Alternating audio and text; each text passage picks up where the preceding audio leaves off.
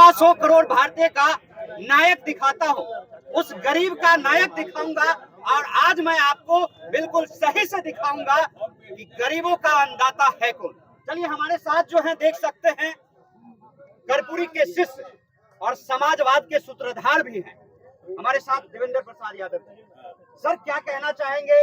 दुनिया जो है 125 करोड़ के नायक को देखा, लेकिन आज पहली बार दुनिया 125 करोड़ के जो गरीब नायक हैं उनको देख रहा है। सबसे पहले इस पे कमेंट लेना चाहेंगे आपसे। मैंने 1996 में जब मैं भारत सरकार में कैबिनेट मंत्री था, केंद्रीय मंत्री, तो मैंने 2 रुपए किलो गेहूँ और 3 रुपए चावल का जो बीपीएल के लोग हैं, गरीबी रेखा के नीचे, उनके लिए लाल कार्ड, पीला कार्ड, हरा कार्ड, जो राज्य जो रंग पसंद किया, हमने एक योजना लाया। ये लक्षित सार्वजनिक वितरण प्रणाली इस योजना का नाम था। पहले इस योजना का नाम था पीडीएस जन वितरण प्रणाली, उसको मैंने रिवैम्प कर दिया और बदल कर रख दिया TPDS, targeted PDS focus on poor, मतलब केवल लक्षित सार्वजनिक वितरण प्रणाली। इस प्रणाली के तहत देश के उस समय 40 करोड़ लोगों को 2 रुपए किलो गेहूँ, 3 रुपए चावल का अभियान हुआ। अभी उस योजना को, जैसे हमारी योजना को कोई छू नहीं पा रहा, अभी आते आते जो वर्तमान सरकार है, स्कूटी बॉर्डर निकाला। हिम्मत है तो कैबिनेट से पास करो 80 करोड़ के। स्कूटी बॉर्डर क्यों निकालते हो? तो 29 तक रहेगा, फिर वो उनका बंद हो जाएगा। मेरी योजना के लिए समय नहीं है। लगातार गरीबों को कम से कम निवाला देने का हम लोगों ने योजना बनाया था। आपको मालूम है कि 77 में जननायक कर्पूरी ठाकुर समाज सबसे बड़े समाजवादी नेता बिहार में थे। एक वक्त आया, मैंने अपने विधानसभा की सदस्यता को 3 महीने में त्याग कर दिया। क्यों? हमको समाजवाद में डॉक्टर लोहिया ने कहा था, जिसकी बहुसंख्यक आबादी है, वो कम आबादी वाले के लिए जिस दिन हाथ बनेगा, उसी दिन समता मूलक समाज बनने का नींव डल जाएगा। तो मैंने नींव डालने का काम किया। आज तो ये लोग समाजवाद को नीचे गाड़ दिया है और समाजवाद पर चलना बहुत कठिन है, गिरना बहुत आसान है। आज बहुत लोग गिर गए। ये जितने समाजवादी का चादर ओढ़े हुए हैं, ये मुखौटाधारी समाजवादी है। इनको समाजवादी से कुछ लेना देना नहीं है, केवल नाम लेते हैं समाजवाद का।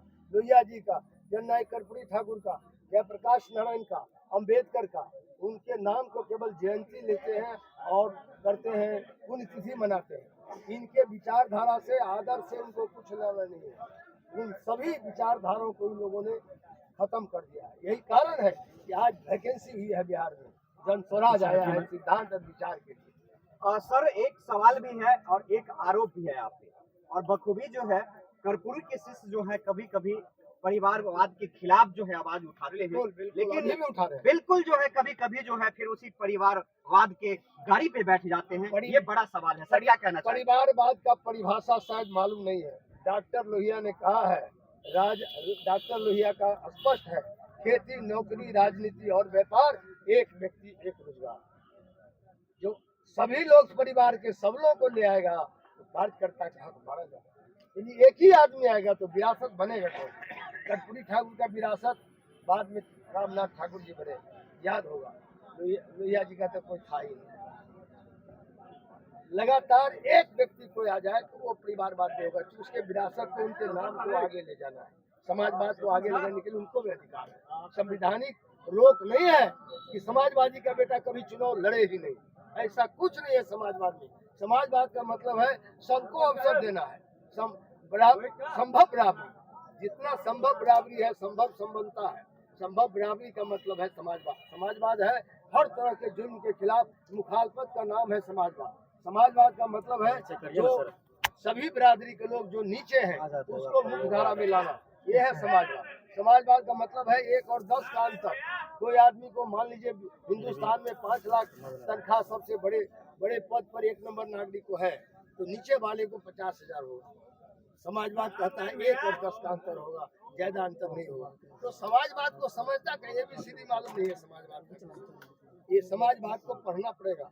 समाजवाद आचार्य नंददेव से पढ़ना पड़ेगा। समाजवाद क्या है? डॉक्टर लोहिया ने 62 में जब कहा था कि हिमालय से आप टकरा रहे हैं, तो डॉक्टर लोहिया ने कहा था 5 साल में हम चिरखा पड़ा देंगे हिंदुस्तान में।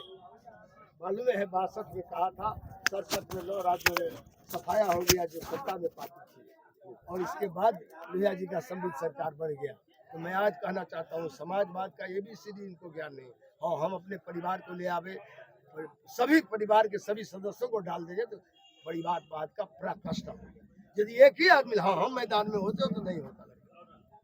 लेकिन सर भ्रष्टाचार जिस सीमा पे है और आलोक जी यदि यहाँ से जाते हैं तो बाबूवही की जनता जिस भ्रष्टाचार से जूझ रहा है और गरीबी की रेखा को जिस प्रकार आज आपने अपने प्रयासों से जो है आज बेहतर करने की कोशिश किया है, देश को दिशा देने की कोशिश की, भ्रष्टाचार के मुद्दे पे देवेंद्र यादव और आलोक जी क्या करेंगे सर? देखिए, हम लोगों ने 74 आंदोलन में हमारे जितने लोग हैं नेता अभी बिहार में वही लोग जिंदा है। अब मालूम है, बड़ा भाई हो छोटा भाई, मैं नाम ले लेना चाहता हूँ, लेकिन समाजवाद भ्रष्टाचार मिटाएंगे, नया बिहार बनाएंगे, ये हम लोग संकल्प लिए थे। आज भ्रष्टाचार का समुद्र लहरा रहा है, चारों तरफ भ्रष्टाचार फैला रहा है। जो संकल्प था वो संकल्प को पूरा नहीं किया गया। भ्रष्टाचार के लिए तो अभी प्रशांत किशोर ने जो जबरदस्त तथ्यों के साथ जबरदस्त रूप से जो सत्ता पार्टी है प्रशांत किशोर पर कल तक आरोप लगा रहे थे, उनसे जरा समाचार पूछिए। भाजपा के जो कहते थे, भाजपा के मंत्री पर और भाजपा के जो नेता है उन पर जब भ्रष्टाचार का मामला उठाया और जो सत्ता में बैठे हुए एनडीए के लोग हैं सबके मुंह में दही जम गया है। बोलते क्यों नहीं है? आप मैग लीजिएगा ना उन लोगों के पास, कहता हमको कुछ नहीं बोलना है पीके का।